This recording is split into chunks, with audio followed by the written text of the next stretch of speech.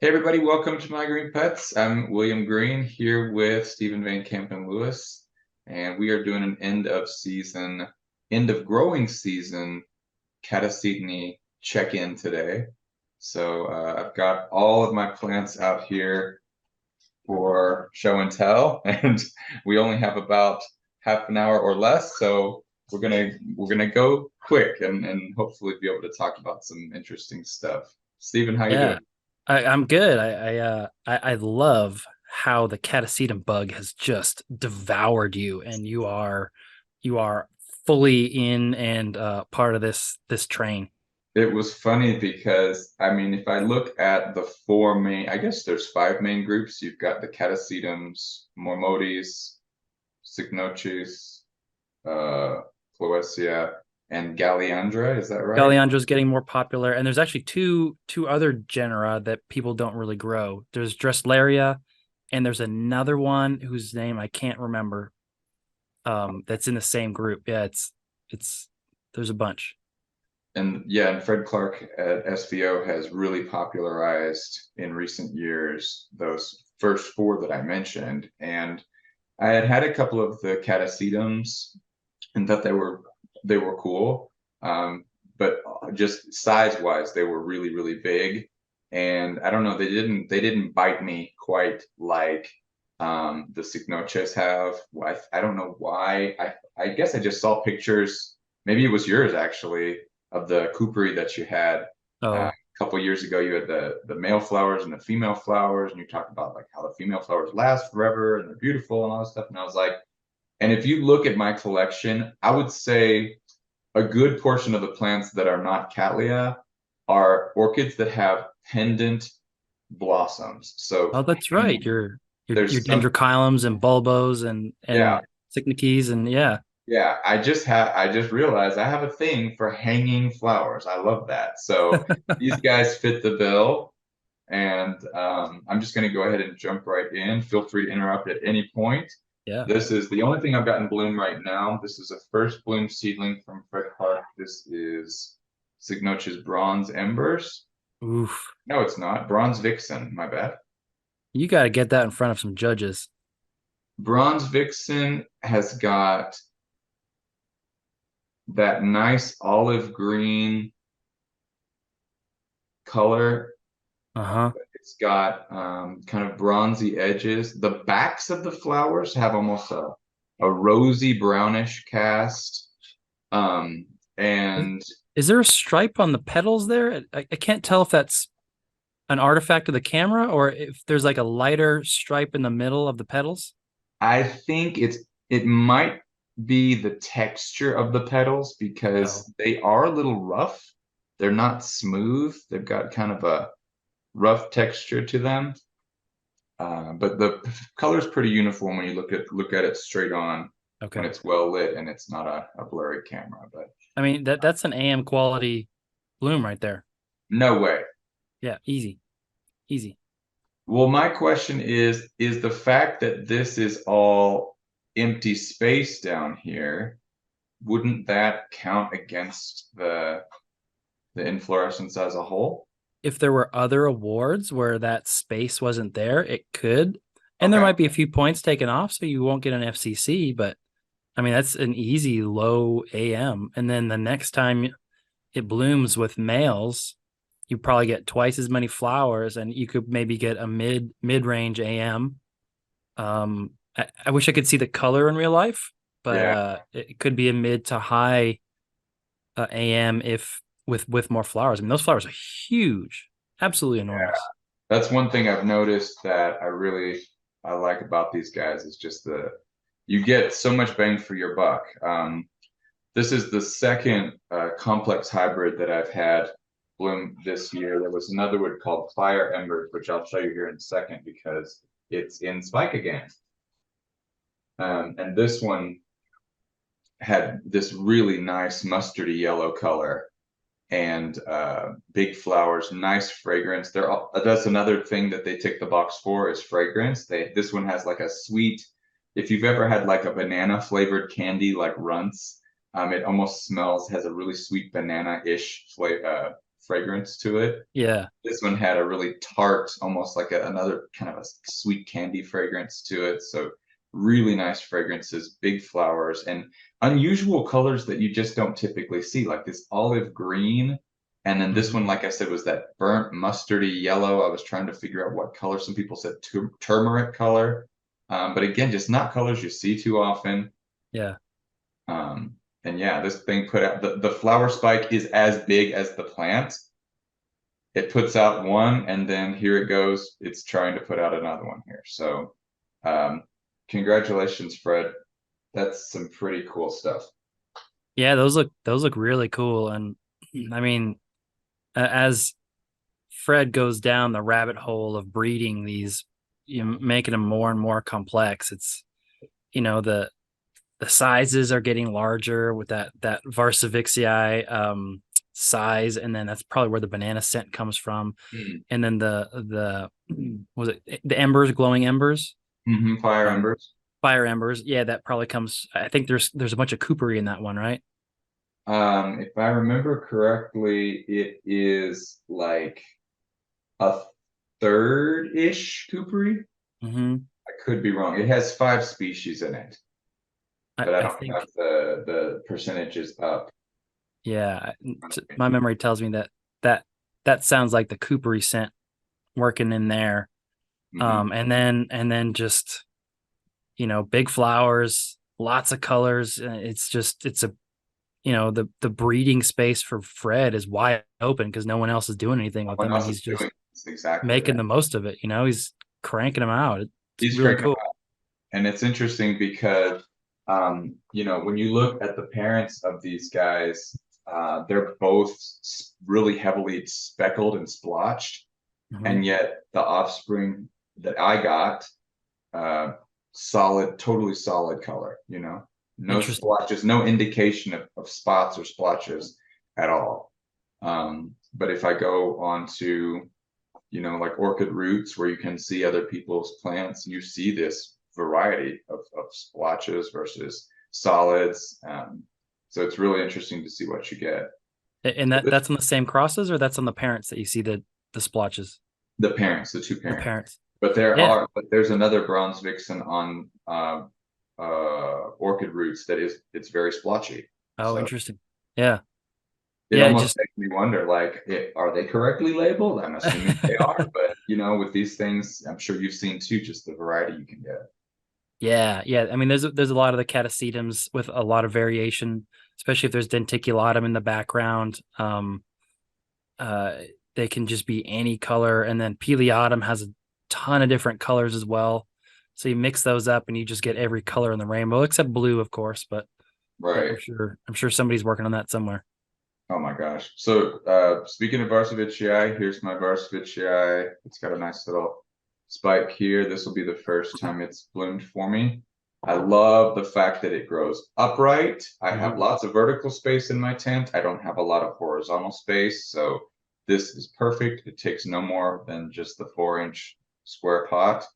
And when it blooms, I make some extra room for the inflorescence to come out, but really stoked about that. And And your plants look amazing, by the way. Like whatever you're, can you tell everybody how you're growing them? Because Cycnices are like the Cattleya rex of the Catasetum group. They're just dramatic and difficult, and somehow you've just nailed that culture.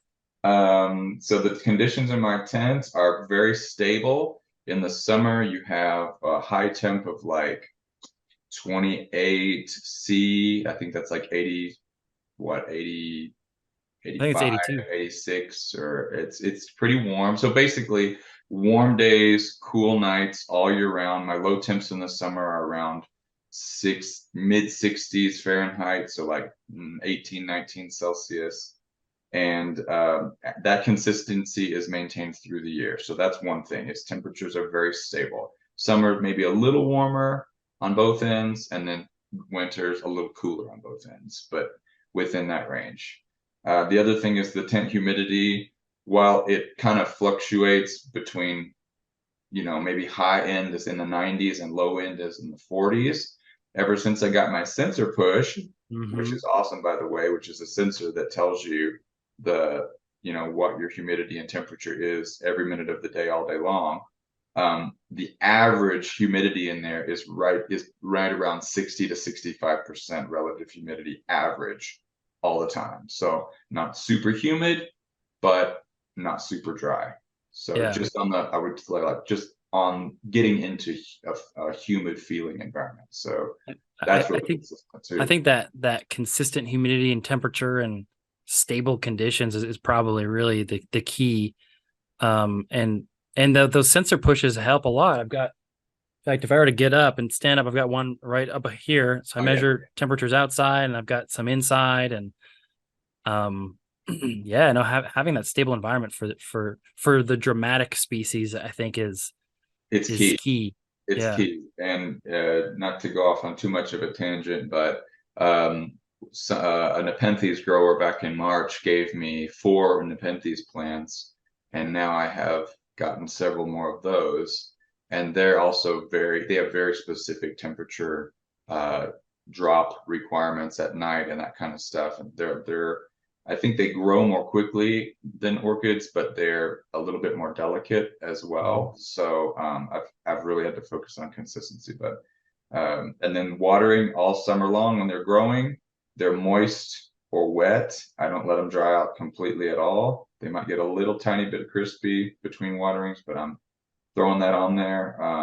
I water with I use well, the fertilizer that I use, I just use like a sixth of a teaspoon. I have a little Mhm. measuring thing. So it's like 25 to 30 ppms of nitrogen every watering. And so that's watering them like 3 or 4 times a week. And then I also this year, kind of motivated by what you do with your time release stuff, I was sprinkling Osmocote 16, 16, 16 Osmocote pellets and just not really measured, just sprinkling a bunch in there so that every time they got watered, they get a little extra bit of fertilizer in there too. Yeah. And then once the growth got, finished up and the spikes just started coming, with the Signochius. So that's great. And that you can see they've got some nice fall color going on here. They got some yellow in the leaves. Mm-hmm. But most of these are all still fully leaved. This is my, oh God, I did knock something over. One thing to know about Cygnocius is that the flowers are like little triggers, and if you touch them, they'll pop their pollen and the flower Yep. will fold up the next day. You don't like it's like over really quick. So this is like the first leaf to come off my Cygnocius this season. This is my Coopery that bloomed about a month ago. Is that the only one in PET method? Good observation. So this is the Look at those roots. yeah, they're still going strong. Mm-hmm. Um, so it's sphagnum down to here, and then granite rocks down here. Yeah. And my holes, I've got holes punched all the way around, but the holes are about this far off the bottom so that this part can fill up, what, 2 centimeters ish, little less than an inch. It can fill up with water. And it is just amazing to me how that reservoir is depleted in a couple of days. I mean, Yeah. I'm like, where is it? Where is it going? You know what I mean? Like, Yeah. what did you do with all that water? But They're yeah, thirsty, that's greedy plants. they are very, very greedy. They're greedy little divas. Um, and so the question I had for you actually is after this guy has done, he's done blooming, I cut off the dry spike. I'm starting to see that kind of yellowing of this part of the leaves as they, wrapped around the bulb there. Yeah. And one of the older bulbs is kind of shriveling up. And I'm kind of that's my cue. I'm taking it as we need to start drying down right now. So Yeah. that is if you can still see little condensation droplets inside the pot, but the top is crispy, and I'm thinking probably within the next few weeks I'm going to stop watering it entirely. Yeah. I've started backing off of mine as well. Um, actually, I guess I could show some of mine as well. Yeah. Um, So this year was pretty rough on my collection. Just the hottest summer after the hottest summer, and it was just difficult. But I'm gonna have to bring everything inside for the winter, including this monstrous Fong Sing that you gave me in winter 2019. I think December 2019, Wow, November, wow. That's been a and while. it's and it this is just it loved the heat. It absolutely loved the heat. The other ones are kind of even. We even got to the sort of the point where my other catasetums were like, no, this is too much. Yeah. No, this is too hot. But this one's interesting because we got it was slowing down the growth, and then we got some cooler temperatures, and look what it did. It started growing again. Oh my It's gosh. like, I'm gonna stop. This is too much. And then, oh, cooler temps, let's go. And it also it decided that it wants to grow this. Put another one out. It wasn't getting enough out through the one growth. It had to push more. It Well, really isn't I do working. remember when I first had that plant, it had a bowling pin shaped bulb, and I think that's what you're getting there. Yeah, so this one was pretty long. This one was pretty long, and then this one is fatter, Hmm. I think. It's probably going to look more like this one. This one was kind of fat as well, but and then so people at home might be thinking, well, you have this growth. Do you keep watering all winter long? And the answer is no. Screw that growth. That's just bonus, like and I've got another one that's similar. I would add that if you wanted to pamper the plant all winter, since it is a complex hybrid, it probably wouldn't hurt it to just give it an extended summer and let those growths grow out. It could the downside would be that it like Fred has told me, it'll go to sleep at some point. Hmm. So then what happens is it could go to sleep in February, and then it has this sort of clock where it's like, all right, I'm shut down for a month or two. Then it wakes up really late, and then it starts to get out of sync with the seasons. And so you kind of have to force them into dormancy. And I've seen on a line. So this is one of the most recent offerings from Fred Clark. This is Cycnices that's been ravaged by sun and bugs, but a lot of them, a lot of mine have put out these new growths. Oh Like maybe wow. half. I think I got 8, and at least 4 have new growths. And I've seen online a lot of folks are like, they're growing. Yeah. Why is this happening? And still treat it. This is the growth that you want to focus on. This one is bonus. This is great. But what you're going to do is you're going to let it dry out, and it's just going to be a stunted growth. Hmm. Like, Right. and that's okay. That they'll be just fine. And it'll Um, still be a growing point for next year. You will probably get new growth buds out of that little miniature stunted growth just because it's there. yeah. Yeah, and your plants they'll wake up on time, which means they'll bloom on time, which means you won't be in this awkward phase where you're trying to water a plant, you know, that's been growing in December, Hmm. which you don't want to do, because then suddenly you'll have what roots, you'll get a cold night or two, and maybe your plant will rot.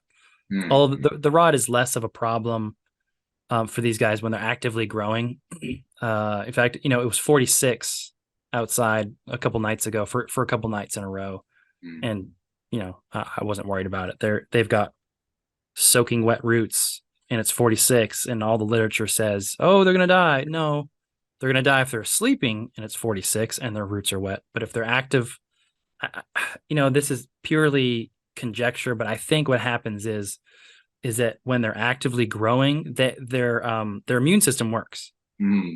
And when they're dormant, I think what happens, I think their immune system shuts down too. And that's when the fungus gets in and is like, ha ha ha, Yeah.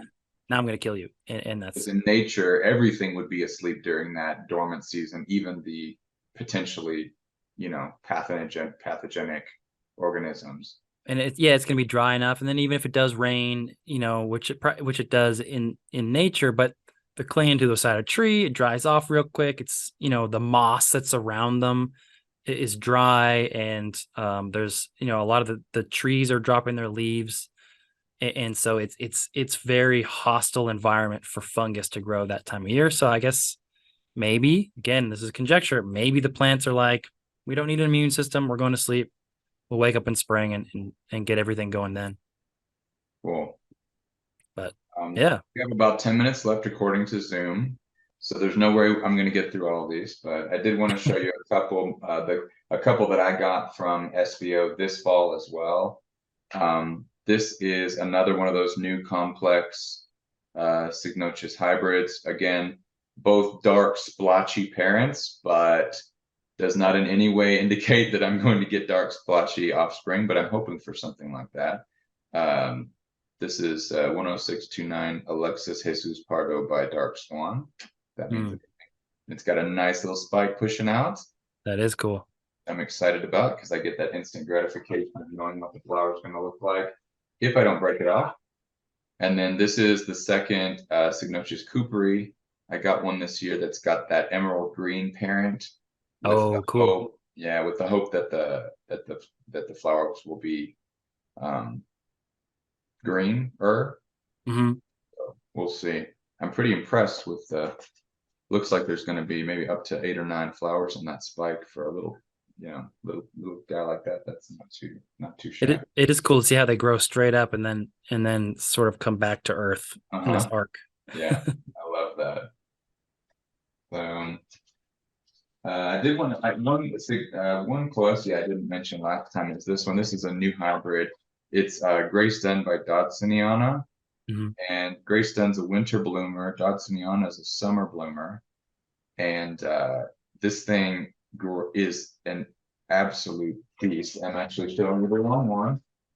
Sorry, that was Rebecca Northern. This is the one I wanted to show you. Look at the roots on this thing. Oh yeah, yeah. It is insane. In fact, I made a very bad mistake putting it in a container that has a ridge here because there's no way I'm getting this out of the container. No, you have to butcher the whole pot, and I've done that myself too. But a friend in Minnesota sent me one bulb. It put 2 bulbs out as growths this year, and he showed me the one he has like 8 growths. I mean, it's insane. So I've kind of looked into what those summer blooming Cloacia flowers look like. They're greenish. They're kind of floofy. They hang down. Supposed to be really nicely fragrant. So no idea, but this should be interesting when it does finally bloom. And their flowers are larger than the winter ones too. They're whereas taller and wider. Yeah, yeah. They're kind of more goblin looking. So I'm curious to see what that looks like. I can't think of a summer. I don't know that there's been a whole lot of summer by winter blooming crosses for some reason. I don't know why, but that'll be cool. Yeah, and then this one I think it's not named yet. So yeah, if there might be something on Orchid Roots with Grace Dun by Russelliana instead of Dodsoniana, which is similar. If you want to look and see what that looks like. And so yeah, I've got my Rebecca Northens. This is Maccabi. This is Grapefruit Pink with 2 little spikes on it. And then this is from Fred Clark's Rebecca Northern offerings a couple years ago. So I've got 3 of these guys, 2 of them in spike. And I think you've asked me before, how do you get your Rebecca Northerns to bloom so early? And again, I think it's just the warmth, maybe. Yeah. I was gonna say I'm always amazed by how early yours bloom. They just do. And then this I was really excited about. This was my other new acquisition this year. This is Cloacia rosea, so my first Cloacia species. And kind of what I've been lusting after by getting all these Rebecca Northerns. I was kind of hoping to get something really close to this, but I'm really happy to have the original species now. So maybe I haven't seen anything yet. It'd be great to get a spike on that. And then finally we have the Old Faithful Mormodia Jumbo World. Got an HCC a few years ago. Wow, look at all the plants. Nice. It's gigantic. Spikes pushing out, and just a big monster that needs to be split up. So I know that on Orchid Board we were talking a few months ago about maybe creating a thread that's just like Catasetinum bulb exchange, because these things produce so many bulbs so quickly that it's easy to divide it, have some extras, and be like, hey, who wants one? Yeah.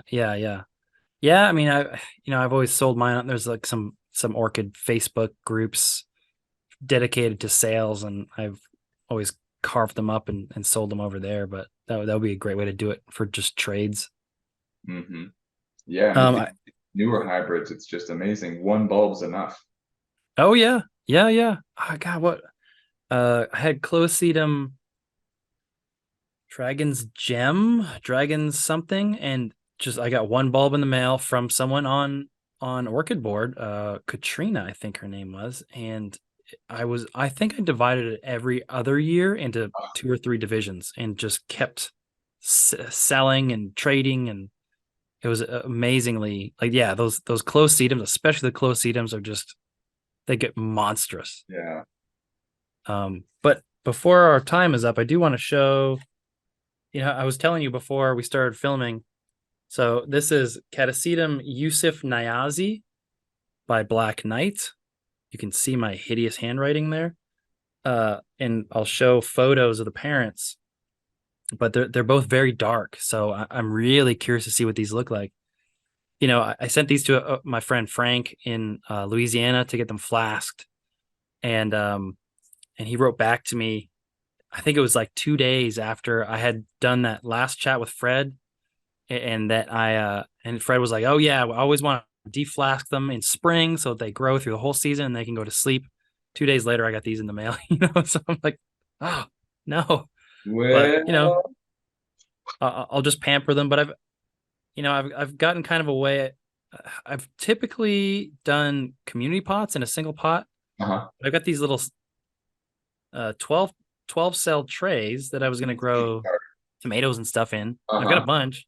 So I put two plants in each one, and that worked out really well. So, And if any of uh, our viewers was interested in getting seedlings of that cross too, would they be able to?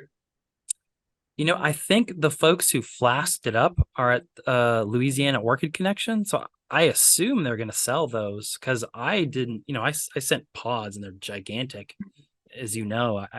I only need one flask, and I said, hey, you guys can keep the rest. It's going to be a really cool cross.